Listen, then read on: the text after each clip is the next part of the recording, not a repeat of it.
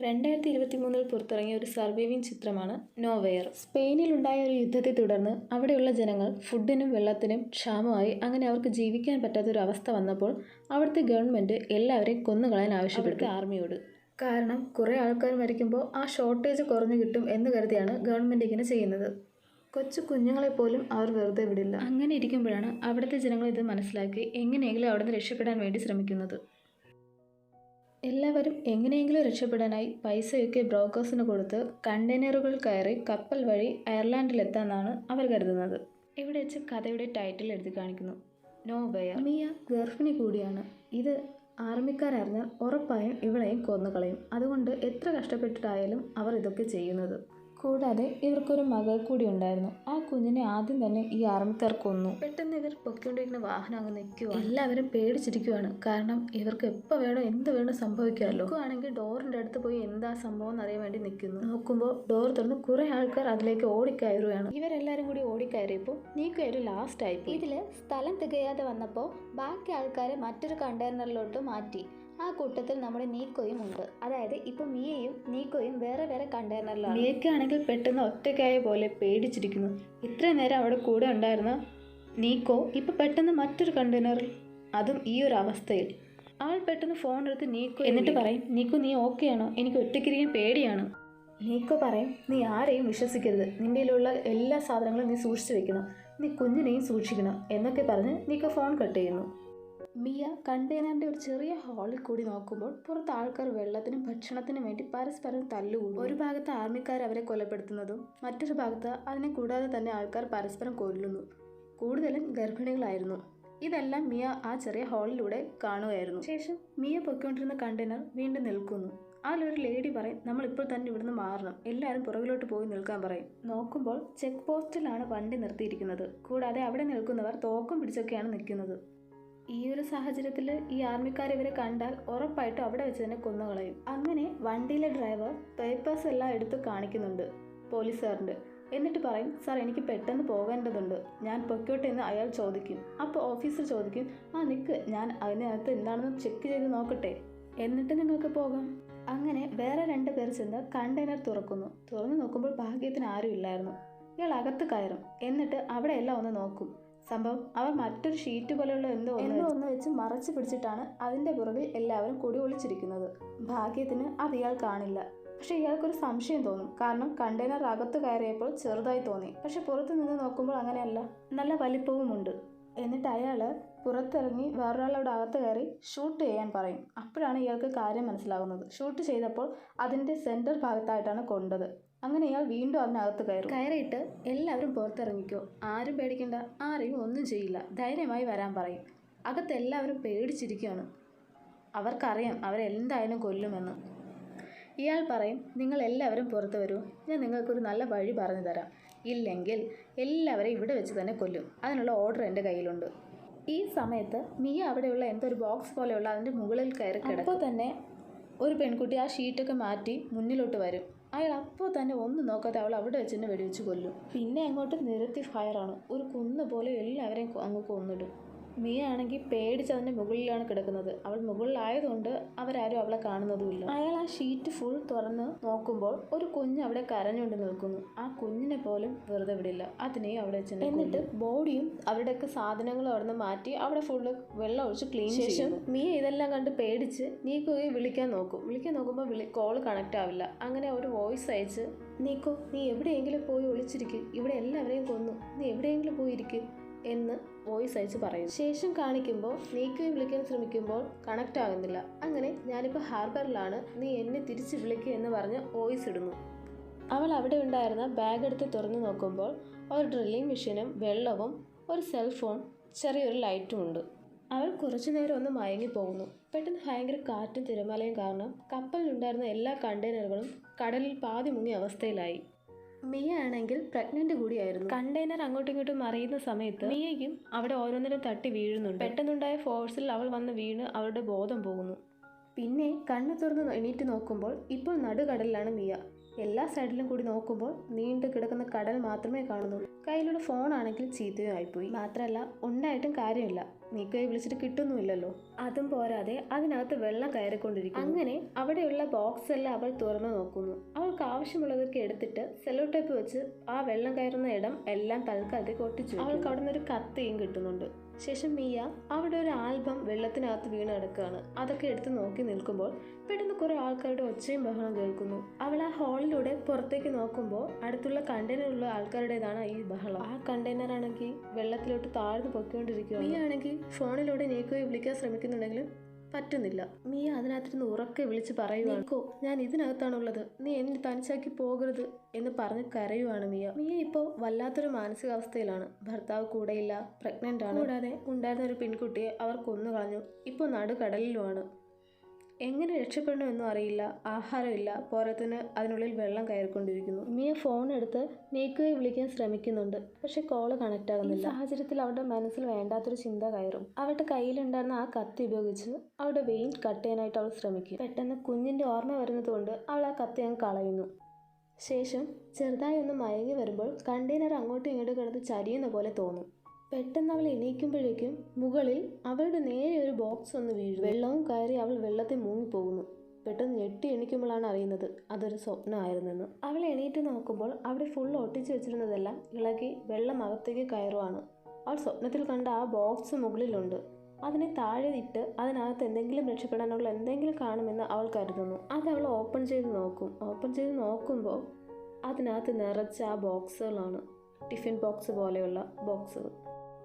അതിൻ്റെ അടപ്പിലുള്ള ആ ബാൻഡ് അവൾ എടുത്ത് കട്ട് ചെയ്ത് വെള്ളം കയറുന്ന ഹോളിൽ വെക്കുന്നു. പിന്നെ അവൾ അവിടെ ഉണ്ടായിരുന്ന ഒരു ഓസ് കണക്ട് ചെയ്ത് ആ ഹോളിലൂടെ പുറത്തിട്ട് അകത്തുണ്ടായിരുന്ന വെള്ളം ആ ബോക്സിലൂടെ കോരി അതിനകത്തോട്ട് ഒഴിച്ച് പുറത്ത് കളയുന്നുണ്ട്. ഇതിൻ്റെ ഇടയ്ക്ക് നീക്കോയെ വിളിക്കാൻ നോക്കുന്നുണ്ട്. പക്ഷെ എപ്പോഴത്തെയും പോലെ തന്നെ കണക്റ്റ് ആവുന്നില്ല, സിഗ്നൽ ഇല്ല. അവൾ ആ ബാഗിൽ നോക്കുമ്പോൾ കുടിക്കാൻ കുറച്ച് വെള്ളം, പിന്നെ ബ്രെഡ്, ഒരു ലൈറ്റർ, അങ്ങനെ കുറച്ച് എന്തൊക്കെയോ. ആ ബാഗിൽ നിന്ന് അവൾക്കൊരു ഡ്രില്ലിംഗ് മെഷീനും കൂടെ കിട്ടുന്നുണ്ട്. നോക്കുമ്പോൾ അവളുടെ ഫോണിൽ ബെല്ലടിക്കുന്നു. വിളിച്ചത് നീക്കോ ആണ്. ഇപ്പോഴാണ് മിയയ്ക്കൊരു ആശ്വാസമായത്. മിയ നീക്കോയോട് പറയും, ഞാനിപ്പോൾ കപ്പലിലല്ല, അതിൽ നിന്ന് കടലിൽ വീഴുന്നു. അപ്പോൾ നീക്കോ പറയും, എവിടെയാണുള്ളത്, എന്തെങ്കിലും ഒരു അടയാളം പറയാൻ പറ്റുമോ എന്ന് ചോദിക്കും. ഇല്ല, പുറത്ത് നോക്കുമ്പോൾ വെള്ളം മാത്രമേ കാണാൻ കഴിയുന്നുള്ളൂ.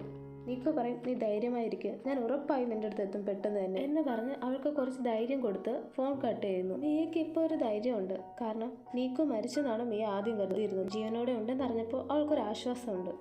അങ്ങനെ അവൾ ഫോൺ കട്ട് ചെയ്യുമ്പോൾ പെട്ടെന്ന് അവൾക്ക് വയറുവേദന വരും. കുറച്ച് കഴിയുമ്പോൾ പുറത്ത് നല്ല ഇടിയും മഴയും, വീണ്ടും അകത്തേക്ക് വെള്ളം കയറും.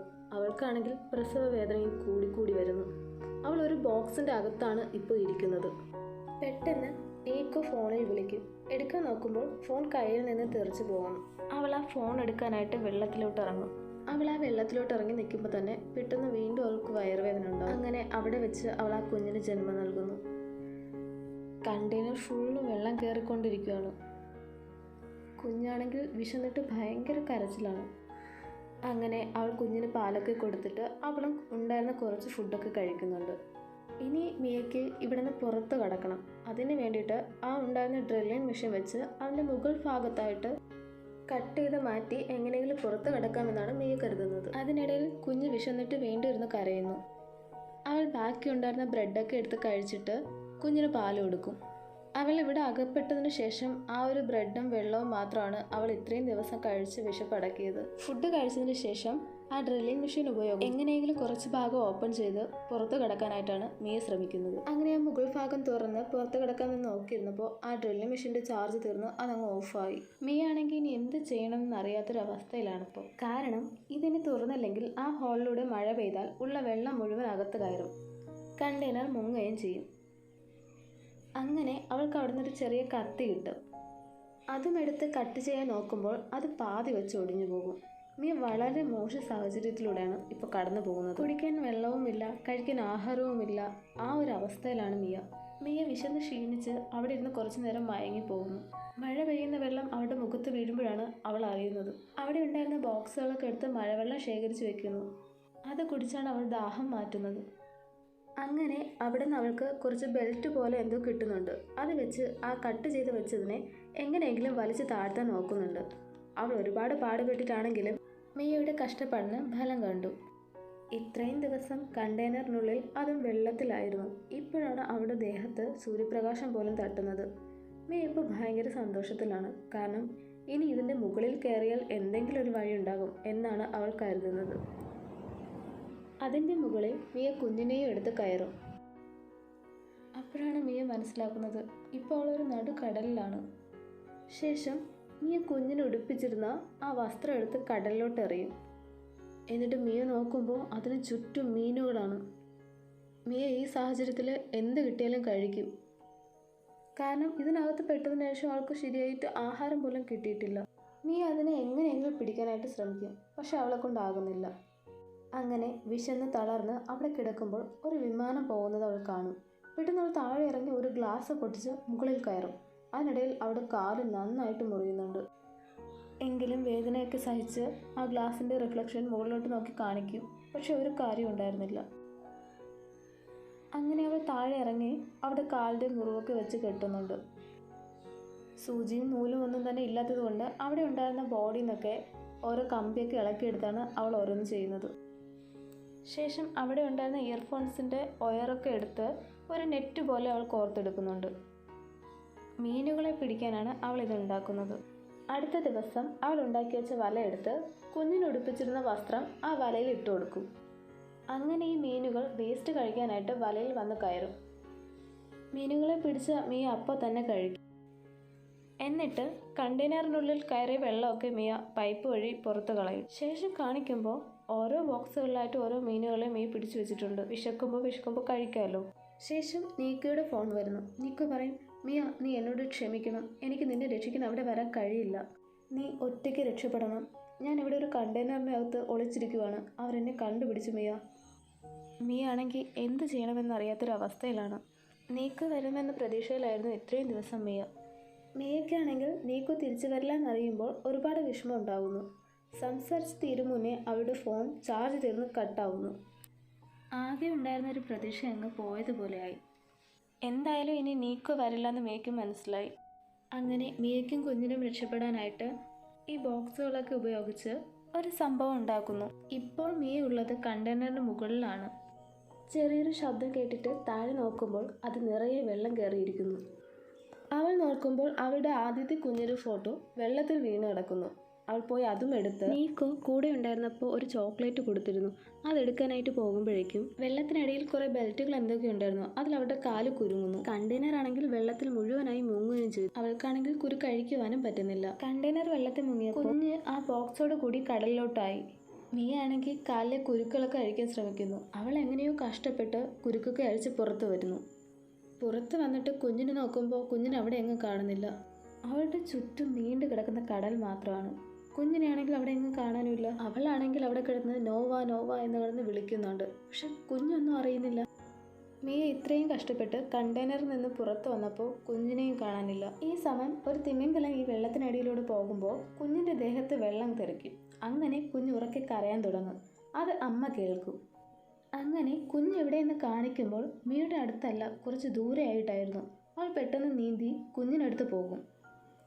അങ്ങനെ അവൾ കുഞ്ഞിനടുത്ത് എത്തുന്നു. ഇപ്പോൾ നല്ല രാത്രിയാണ്. നേരം വെളുക്കുമ്പോൾ കാണിക്കുന്നത് ഇപ്പോഴും അവർ കടലിൽ തന്നെയാണ്. മിയ കുഞ്ഞിനോട് പറയും, ഇനി കുറച്ച് ദൂരം കൂടി കഴിഞ്ഞാൽ നമ്മൾ കരയിലെത്തും.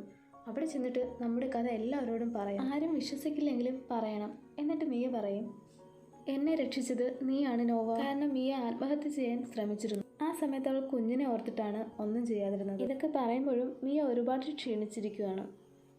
കാരണം അവൾക്ക് കഴിക്കാൻ ഭക്ഷണം കൂടി ഇല്ലായിരുന്നു. ശേഷം ആ ബോക്സിനകത്തുണ്ടായിരുന്ന ചത്ത മീനുകളെയൊക്കെ അവൾ കടലെടുത്തിടുന്നുണ്ട്. ഈ പരുന്തുകൾ അതിന് ചുറ്റും കിടന്ന് പറക്കും. ശേഷം കാണിക്കുന്നത് ഒരു ഫാമിലി ബോട്ടിലൂടെ വരികയാണ്. ഒരു അച്ഛൻ, 2 പെൺകുട്ടികളും. അതിൽ ഈ പെൺകുട്ടി പറയും, ഞാൻ ആദ്യമേ പറഞ്ഞതാ ഇവിടെ മീനൊന്നുമില്ല, നമുക്ക് തിരിച്ചു പോകാം അച്ഛാ. അങ്ങനെ അവർ തിരിച്ചു പോകാൻ നിൽക്കുമ്പോൾ അങ്ങ് ദൂരെയായിട്ട് ഈ പരുന്തുകളെല്ലാം ഒരുമിച്ച് ചുറ്റി പറക്കുന്നത് ഈ പെൺകുട്ടി കാണും. അതെന്താണെന്നറിയാൻ അവർ നേരെ അങ്ങോട്ടേക്ക് പോകുന്നു. ചെന്ന് നോക്കുമ്പോൾ അതിന് ചുറ്റും പരുന്തുകൾ കിടന്ന് പറക്കുവാണ്. ശേഷം ബോട്ട് നിർത്തി കുഞ്ഞിനെ എടുക്കുവാണ്. പക്ഷെ ആ സമയത്ത് കുഞ്ഞ് മാത്രമേ ഉണ്ടായിരുന്നുള്ളൂ, മിയ ഇല്ലായിരുന്നു. ശേഷം ഈ പെൺകുട്ടി അതിലുണ്ടായിരുന്ന ആ ഉയർത്തി നോക്കുമ്പോൾ മിയ പെട്ടെന്ന് മിയയെ എടുത്ത് ബോട്ടിൽ കിടത്തും. അവൾക്ക് ജീവനുണ്ടോയെന്ന് അറിയില്ല. പെട്ടെന്ന് അവൾക്ക് കൃത്രിമ ശ്വാസം കൊടുക്കും. എത്ര തന്നെ കൊടുത്തിട്ടും മിയ ഉണരുന്നതേ ഇല്ല. അങ്ങനെ കുറച്ച് കഴിഞ്ഞ് മിയയ്ക്ക് ബോധം വരും. വന്ന ഉടനെ അവൾ എൻ്റെ കുഞ്ഞ് എവിടെയെന്ന് ചോദിക്കും. അങ്ങനെ ആ പെൺകുട്ടി കുഞ്ഞിനെടുത്ത് കയ്യിൽ കൊടുക്കും. അപ്പോഴാണ് മിയയ്ക്കൊരു ആശ്വാസമാകുന്നത്. ശേഷം അവൾ ആ ഇട്ടിരിക്കുന്ന ജാക്കറ്റ് നനഞ്ഞിരിക്കുന്നത് കൊണ്ട് അത് മാറ്റാൻ പറയുമ്പോൾ മിയ അത് മാറ്റില്ല. കാരണം അത് നീക്കയുടേതാണ്. ഇപ്പോൾ നീക്കയുടേതെന്ന് പറയാൻ ആ ജാക്കറ്റ് മാത്രമേ അവൾക്കുള്ളൂ. മിയയ്ക്കാണെങ്കിൽ വിശ്വസിക്കാൻ കഴിയുന്നില്ല അവൾ രക്ഷപ്പെട്ടു എന്നുള്ളത്. എന്തായാലും മിയ ഇവിടെ സേഫാണ്. അങ്ങനെ ഇവിടെ വെച്ച് മൂവി അവസാനിക്കുന്നു. ഈ മൂവിയെക്കുറിച്ച് പറയുവാണെങ്കിൽ ഒരു കണ്ടെയ്നറിനുള്ളിൽ പെട്ടുപോകുമ്പോൾ ഉള്ള അവസ്ഥയാണ്. അതും ഒറ്റയ്ക്ക്, സഹായിക്കാനും ആരുമില്ല, ഭക്ഷണവും ഇല്ല. പോരാത്തതിന് അവൾ പ്രഗ്നൻ്റ് കൂടിയായിരുന്നു. ഈ ഒരു സാഹചര്യത്തിൽ അവളുടെ കുഞ്ഞിന് വേണ്ടി അവൾ പോരാടി വിജയിച്ചു.